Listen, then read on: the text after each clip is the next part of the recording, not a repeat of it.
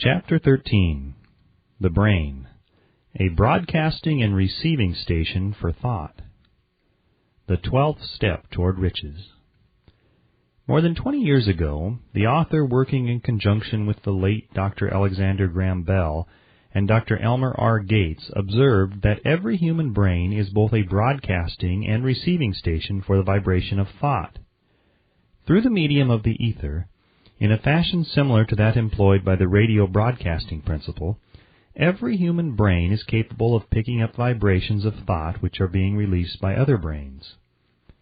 In connection with the statement in the preceding paragraph, compare and consider the description of the creative imagination as outlined in the chapter on imagination.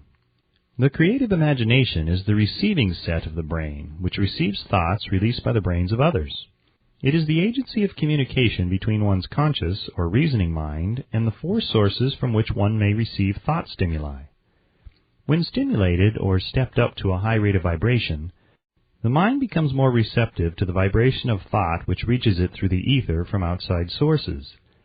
This stepping up process takes place through the positive emotions or the negative emotions.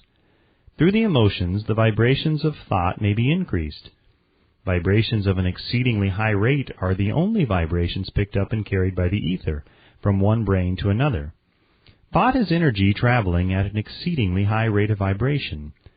Thought which has been modified or stepped up by any of the major emotions vibrates at a much higher rate than ordinary thought, and it is this type of thought which passes from one brain to another through the broadcasting machinery of the human brain.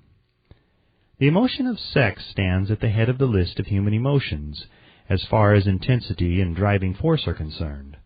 The brain, which has been stimulated by the emotion of sex, vibrates at a much more rapid rate than it does when that emotion is quiescent or absent.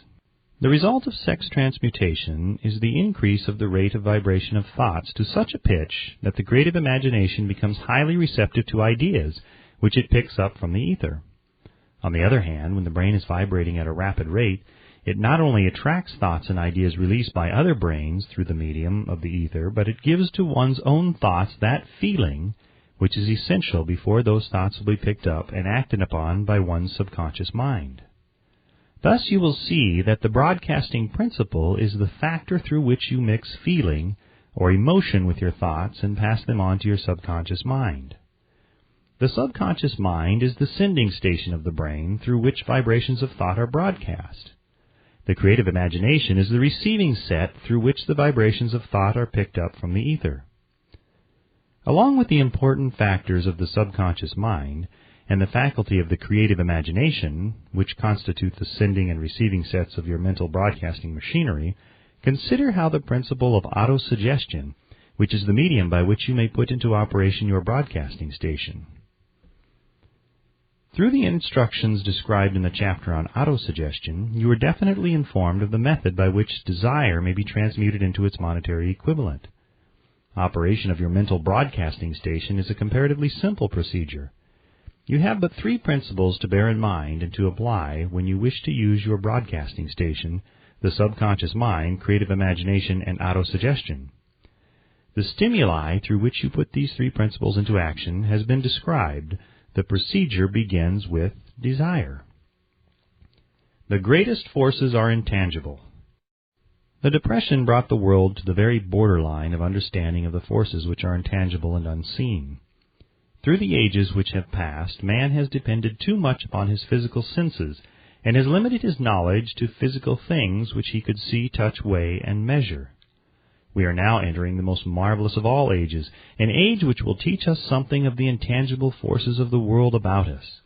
Perhaps we shall learn, as we pass through this age, that the other self is more powerful than the physical self we see when we look into a mirror.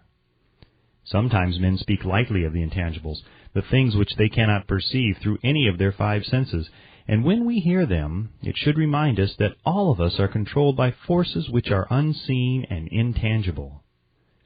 The whole of mankind has not the power to cope with nor to control the intangible force wrapped up in the rolling waves of the oceans.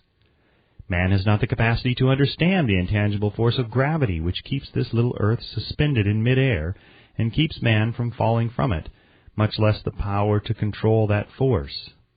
Man is entirely subservient to the intangible force which comes with a thunderstorm, and he is just as helpless in the presence of the intangible force of electricity. Nay, he does not even know what electricity is, where it comes from, or what is its purpose. Nor is this by any means the end of man's ignorance in connection with things unseen and intangible. He does not understand the intangible force and intelligence wrapped up in the soil of the earth, the force which provides him with every morsel of food he eats, every article of clothing he wears, every dollar he carries in his pockets. The dramatic story of the brain. Last but not least, man, with all of his boasted culture and education, understands little or nothing of the intangible force, the greatest of all the intangibles, of thought. He knows but little concerning the physical brain and its vast network of intricate machinery through which the power of thought is translated into its material equivalent, but he is now entering an age which shall yield enlightenment on the subject.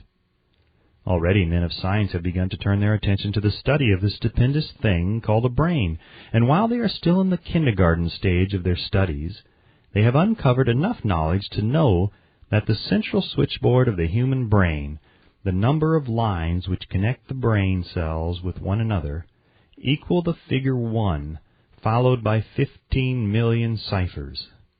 The figure is so stupendous, said Dr. C. Judson Herrick of the University of Chicago, that astronomical figures dealing with hundreds of millions of light years become insignificant by comparison. It has been determined that there are from 10 billion to 14 billion nerve cells in the human cerebral cortex, and we know that these are arranged in definite patterns. These arrangements are not haphazard. They are orderly. Recently developed materials of electrophysiology draw off action currents from very precisely located cells or fibers with microelectrodes, amplify them with radio tubes, and record potential differences to a millionth of a volt. It is inconceivable that such a network of intricate machinery should be in existence for the sole purpose of carrying on the physical functions incidental to growth and maintenance of the physical body. Is it not likely that the same system, which gives billions of brain cells the media for communication one with another, provides also the means of communication with other intangible forces? After this book had been written, just before the manuscript went to the publisher, there appeared in the New York Times an editorial showing that at least one great university and one intelligent investigator in the field of mental phenomena are carrying on an organized research through which conclusions have been reached that parallel many of those described in this and the following chapter. The editorial briefly analyzed the work carried on by Dr. Rhine and his associates at Duke University, vis-a-vis, what is telepathy? Quoting the editorial now, a month ago we cited on this page some of the remarkable results achieved by Professor Rhine and his associates in Duke University from more than 100,000 tests to determine the existence of telepathy and clairvoyance. These results were summarized in the first two articles in Harper's Magazine.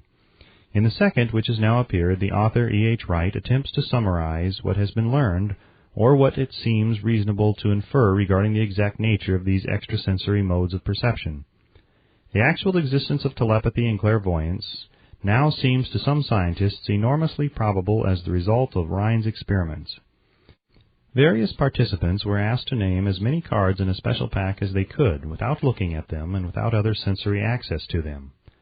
About a score of men and women were discovered who could regularly name so many of the cards correctly that there was not one chance in many a million of their having done their feats by luck or accident. But how did they do them? These powers, assuming that they exist, do not seem to be sensory. There is no known organ for them. The experiments work just as well at distances of several hundred miles as they did in the same room. These facts also dispose, in Mr. Wright's opinion, of the attempt to explain telepathy or clairvoyance through any physical theory of radiation. All known forms of radiant energy decline inversely as the square of the distance traversed. Telepathy and clairvoyance do not. But they do vary through physical causes as our other mental powers do. Contrary to widespread opinion, they do not improve when the participant is asleep or half asleep, but on the contrary when he is most wide awake and alert. Rhine discovered that a narcotic will invariably lower a participant's score, while a stimulant will always send it higher. The most reliable performer apparently cannot make a good score unless he tries to do his best. One conclusion that Wright draws with some confidence is that telepathy and clairvoyance are really one and the same gift. That is, the faculty that sees a card face down on the table seems to be exactly the same one that reads a thought residing only in another mind. There are several grounds for believing this. So far, for example, the two gifts have been found in every person who enjoys either of them. In every one so far, the two have been of equal vigor, almost exactly. Screens, walls, distances have no effect at all on either. Wright advances from his conclusion to express what he puts forward as no more than the mere hunch that other extrasensory experiences, prophetic dreams, premonitions of disaster, and the like may also prove to be part of the same faculty. The reader is not asked to accept any of these conclusions unless he finds it necessary, but the evidence that Rhine has piled up must remain impressive. In view of Dr. Rhine's announcement in connection with the conditions under which the mind responds to what he terms extrasensory modes of perception, I now feel privileged to add to his testimony by stating that my associates and I have discovered what we believe to be the ideal conditions under which the mind can be stimulated so that the sixth sense described in the next chapter can be made to function in a practical way.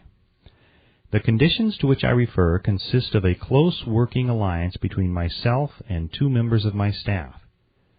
Through experimentation and practice, we have discovered how to stimulate our minds by applying the principle used in connection with the invisible counselors described in the next chapter, so that we can, by a process of blending our three minds into one, find the solution to a great variety of personal problems which are submitted by my clients. The procedure is very simple. We sit down at a conference table, clearly state the nature of the problem we have under consideration, then begin discussing it. Each contributes whatever thoughts that may occur. The strange thing about this method of mind stimulation is that it places each participant in communication with unknown sources of knowledge definitely outside his own experience. If you understand the principle described in the chapter on Mastermind, you of course recognize the roundtable procedure here described as being a practical application of the Mastermind.